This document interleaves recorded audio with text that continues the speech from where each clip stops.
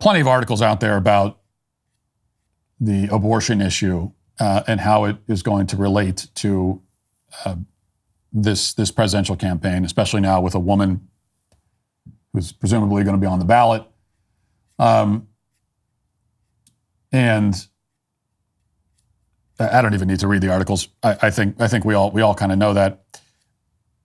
And there's a point I want to make about that. Kamala's campaign isn't really about anything at the moment. It's not about anyone. It's not about any issue. But to the extent that it is about something, or will be about something, it's this. It's white guilt, we talked about yesterday, and this. So really, it's white guilt and male guilt, and then white male guilt. Because for them, the abortion issue is all about, like, sort of, it's of course, portraying women as the victims and trying to guilt men into supporting it and all of that. So it's going to be abortion and it's going to be white guilt. So conservatives need to have an effective way of dealing with this. And running away from it is not going to be the effective way. You can't. You can't run away from abortion. They're not going to let you. You can't do it. And Trump he's going to debate Kamala Harris. He kind of has to. I know he's sort of, right now, he's non-committal about it, whatever, but you do have to debate her. You can't give off the impression that you're scared of her. There's no reason to be scared of her. You should be able to beat her in a debate pretty easily. So you will have to debate her, and this is going to be a topic. It's going to be a topic that is returned to, I would assume. They're going to dwell on it for quite a bit. So how do you deal with it? Well, as I've said a million times, for one thing, you refocus the conversation on the radical extreme positions that the Democrats hold on this issue. And Trump is pretty good about doing that. He did a nice job of doing that in the debate against Biden, to the extent that we can call it a debate at all. But, this is a pivot that he makes pretty instinctually. He just immediately pivots to the fact that, hey, they want to kill fully developed babies a second before they're born. Let's talk about that. And that's a good move. That's a smart move. And it's also not just a move. It's like, it's true that is the more relevant thing to talk. Before we talk about the hard cases, the 1% cases, the rape, life of the mother, before we talk about these very, very, very rare situations, we have the much more common scenarios where you have abortion being used purely as birth control, where you have babies later on in the development cycle being killed in very brutal and gruesome ways. So we need to talk about that before we talk about anything else. So that's good. But you can also and should also positively defend the pro-life position. And because pivoting it to the extremism of the Democrats, good move, we should do it. That is it's a more defensive posture. That's a defensive move. I think it's a smart defensive move, but it is defensive. Going on offense, I think, is more like, okay, I'm going to positively and affirm the pro-life position, and you can do that by talking about the value of human life. And that's a crowd pleaser if you do it right, because the crowd is made up of humans, right? And they like to think that their own existence has value. So to talk about the fact that human life has value, that should be something that most people can applaud. But when's the last time you heard a Republican candidate in any race speak passionately and movingly about the value of human life? I mean, on occasion you hear it. It does happen, but it's not very often. And I think that's a mistake, because this is a wide open lane. This is easy. Like, it's right there. When they bring up abortion, you should have a pre-planned speech that you can give. That is, you're not filibustering, you're not changing the subject. It's very much on the subject. But it's like, okay, I'm glad you brought that up. Look, I happen to think that human life has intrinsic value. Human life is a beautiful thing, and we should protect it. And here's why. The leftist position is that human life has no inherent value, and that what value we do have, which is all sort of contingent and subjective in their minds, that value is is on a kind of spectrum. And some people have more value than others. It's a horrifying position. We see what happens when societies adopt that position. Atrocity follows. We see it happening right now in the world. Not just with abortion, but you can look up to our neighbors up north. Euthanasia. Right? Euthanasia is becoming like a leading cause of death in many areas in Canada.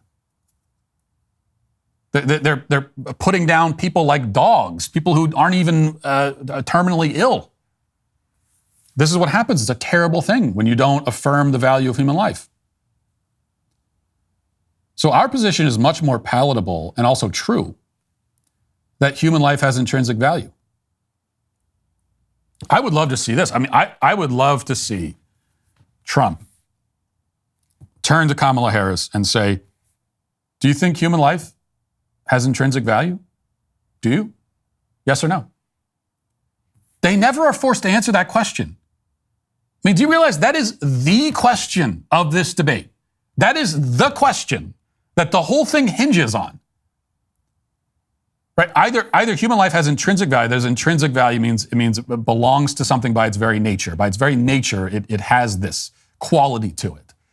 And if it has that quality by its very nature, then that means that as long as this, whatever it is, exists, then it has that. So if human life has intrinsic value, then it has that value. If it's intrinsic, it means it has that value from the moment of its existence. Not from birth, but from existence. So that's the whole sort of ball game. Like that's the question that this all hinges on. And so, but the Democrats are never asked it. Ever. I mean, maybe it's happened. If someone has an example of this being asked by, in a debate or of a Republican politician, pulling this reverse card on a Democrat, putting them on the spot and saying, well, do you think human life is intrinsic value? If anyone has an example of that happening, I'd love to send me the clip because I've never seen it, which is crazy. It's crazy that this doesn't come up every single time the subject comes up. How is she going to answer that? Like, if they have time to think about it, maybe they'll come up with some way to obfuscate. But how do you answer that if you're a politician running for office, for national office, and you also want to protect the quote right of abortion through every stage of pregnancy? If somebody says, "Well, do you think life has an intrinsic value, inherent value?" How do you do that? You can't say no. You cannot be on the record saying, no, it does not have that.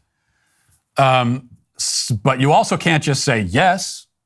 Or you can, but then there's a follow-up. Oh, okay, so you're saying that human life in the womb has inherent value. Does it have equal inherent value to other? Are there levels of inherent value? How does that work? And then all of a sudden, now you're off the rails. Now the Democrat is having a conversation they don't want to have. They want to talk about abortion because they think it's a winner for them. But there are lanes. Once the subject comes up, they want to talk about it, but they only want to stay in a certain lane. It's not that this is a misnomer people have. The topic of abortion is not a winner for Democrats politically, unless they stay in one particular lane. It's a narrow lane within that topic that is politically a winner for them as they see it. There are all kinds of other lanes that are not winners and they don't want to talk about. One of them is late-term abortion. They don't want to talk about that. And the other one is this. Just the basic question of when does life begin and does life have value? That's not a winner. They do not want to talk about that. They can't talk about it. Make them talk about it. I was thinking about this, and I'm not necessarily suggesting that this is an argument for a politician to make.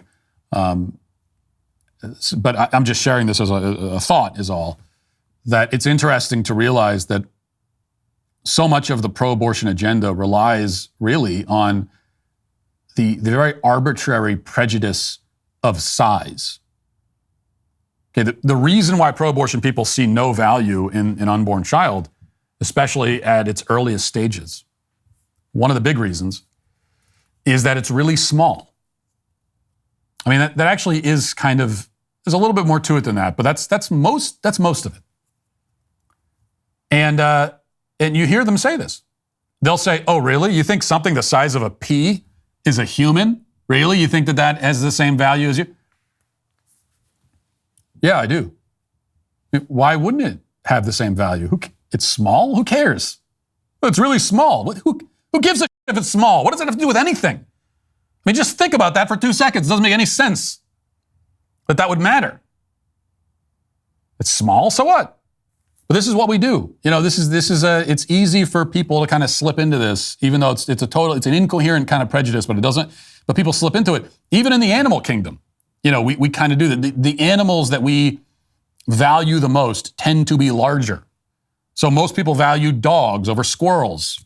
And you might say that it's because dogs are smarter, but they're not that much smarter on the grand scheme of things. And if there was a dog as dumb as a squirrel, which there probably are, we would still put it on the totem pole above squirrels.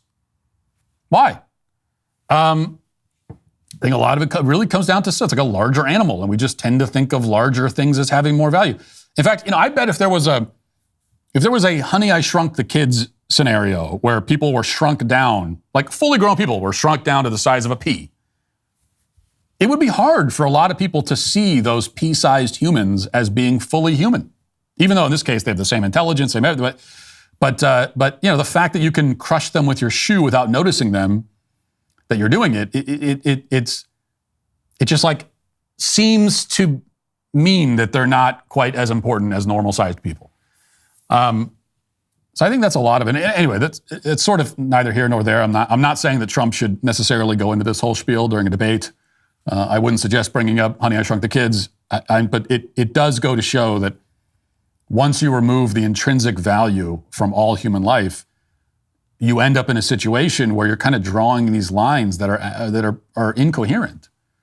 And once you start inspecting those lines, okay, you've drawn a line here. You say, well, this thing is really, really small, and so it can't be the same. But once you inspect that line, you say, well, why? Why are you drawing that line there? Who cares? So it's small. Why does that matter? Once you inspect it, you start to see that it's very much a line in the sand, a line that not a firm line, but a line that's just kind of drawn in the sand and has no objective quality to it. Thanks for checking out this video. If you'd like to listen to my full podcast on the go, you can check out The Matt Walsh Show on Apple Podcasts, Spotify, or wherever you get your podcasts.